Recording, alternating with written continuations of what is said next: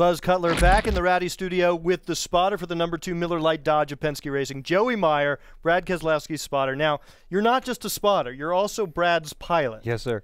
All right, so which came first? Well, I started flying right out of high school. So I've been flying for quite a while, but the spotting thing didn't start until the late 90s. Okay. At my first job in motorsports with DEI for years. Got hooked up with Brad at a team before he ran Junior Motorsports, and then did some spotting for him at Junior Motorsports, and then made the transition over to Penske with Brad. So did you come in to DEI as a pilot first? Yes, sir, I did. Yeah, tried. It took 11 years to get that job. I had the fortune of meeting Big Dale back in the Keys before he had any of his boats. I was actually an aviation mechanic and pushed my toolbox out to his airplane. He signed the back of my toolbox, and I still have it, the toolbox today. Cool. But from that day, when I realized there was racing and flying, which I'd been involved in racing and flying early. I was racing short tracks down in South Florida and flying, just privately and corporate stuff. But when I saw there was a connection there, that was a dream come true. And so how did you get into the spotting? Was it something that you sought, or did they say, hey, you want to try this? Well, ironically enough, the only reason I wore a headset at the racetrack was to protect my hearing. So it was so loud, it was obnoxious. And then it got to the point to where when you needed a second spotter at the road courses or at the big plate tracks. See, years ago we used to use 2 spotters at Daytona and Talladega. I was that guy. Hey, put the headset on, go in the back. Because you were there anyway. I was there anyways, and you really didn't do anything. But people wanted you back there because they thought they needed you. So instead of bringing somebody else in, that's how I got started. Then when NASCAR required a mandatory spotter for all practices, I was there already. We used to bring our spotters in on Sundays only for the race, and the crew chiefs would spot from the top of the truck. So I was fortunate enough to be there and got on the roof, and they said, you do a pretty good job, you want to keep doing this, and it just evolved from there. And I guess I didn't realize it, but like lots of spotters, you do have some racing in your background. Yes, as a driver. Well, fortunately, street stocks, pure stock division, things of that nature, was around racing all my life. Dad was involved in racing, my uncle's involved in racing, and it just worked out that I've been involved in racing for a number of years. Now, did Ty Norris sort of take you under his wing and sort of teach you the finer points of spotting? We talked, my style of spotting directly came from Ty Norris. The very calm, very deliberate, don't get excited, don't get depressed, and you can't, he had one of the more rough times in racing doing with Dale Jr. as far as having somebody be yelling at you and Ty not being able to yell back. So it was something that I listened to early on, and it's worked for me since. You can't take things personal. Make a very deliberate, very calm approach. So yeah, absolutely. We talked on the way over that Ty Norris was the guy that showed me and gave me a good lesson. Yeah, now he's the voice of the NASCAR video game. So yes. That's what you have in your future. That's what you have to aspire to. Do you find? I mean, you've spotted for Brad. Who else have you spotted for? Just about every driver at DEI, either from a practice race standpoint or full time. I did Michael for years. Did Martin Truex in 04 and 05. We won the 2 championships, and then I went with him in 06 and 07 when he went Cup racing. Spotted for Dale with Ty at the 24-hour Corvette race at Daytona. So everybody at DEI, at least one race, I was spotting for them.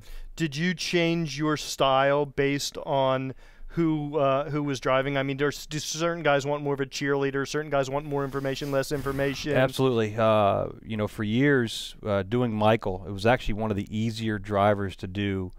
His approach was he took care of a little more of the race car than most drivers do. So you actually did less talking. It relieved some of the responsibility.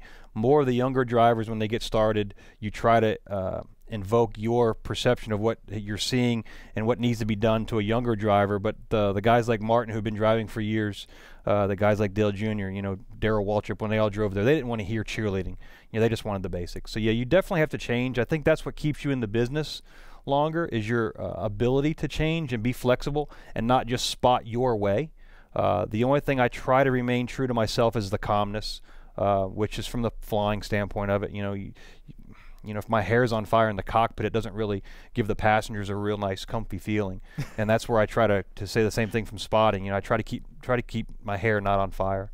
Do you ever get confused as to whether you're in the airplane or on the spotter stand and tell the control tower to clear low? Or no. The two they go hand in hand. We just talk about what we see out front, whether I'm flying or spotting for sure. You've been with Brad longer than any other driver? No, no. I've only been with Brad. I started full time with Brad, the beginning of 2010. So we're now in our second year working full time together. I've known him since '06 as far as spotting with him. I probably spotted for either Michael or Martin the longest. What kind of information or what kind of style does Brad like? What does he want to hear from you? Brad wants more information than anybody I've ever went with. He just wants you to pour it in, and he has a filter that he'll filter out what he wants and what he doesn't want. But you cannot physically give him too much information, and that's a rarity in itself. A lot of drivers, they only want the necessities, the very basics, and if they want something else, they'll tell you. But if I quit talking for Brad will say, Joey, keep talking, keep telling me this, and the thing about Brad is it's never, you don't have to worry about where he's at on the track either to tell him. Some drivers, if they're running different sides of the corner or up high, they don't want to talk because they're busy working. And Brad's not that way. Brad's very receptive to anything you want to tell him at any given time, and I say you can flood him with information. Interesting. And does that suggests to me that maybe he's a little bit more cerebral than maybe the general fan would think. Brad, we kid with Brad. He thinks as much as any driver can possibly think. He started his driving career at Hendrick Motorsports with two drivers that are incredibly intelligent with Jimmy Johnson and Jeff Gordon. So those were his first big examples, and he's taken it and gone another step, in my opinion, on his film breakdown and how he looks at other drivers and tries to think without being told what to do. He thinks, and then when being told what to do, he has two avenues now, himself and somebody else, that he can again filter through and come out with a result that's just amazing right now. Excellent. Interesting stuff. Joey Meier, spotter for the #2 Miller Lite Dodge of Penske Racing. Thank you for your time, sir. I appreciate it. Thank you. We'll keep an eye out for you. I guess at Richmond is the next race. Richmond, yes, sir. Oh, no, you're going to be at Nashville? We're going to be at Nashville for the Nationwide Series, with the Discount Tire Ruby Tuesday car. And then we'll continue on Cup Series racing, of course, with the Miller Lite Dodge. So looking forward to that. All right. Thanks for your time. You guys check back. More videos coming up. Rowdy.com. Say it like it is. Say what like it is? Rowdy.com.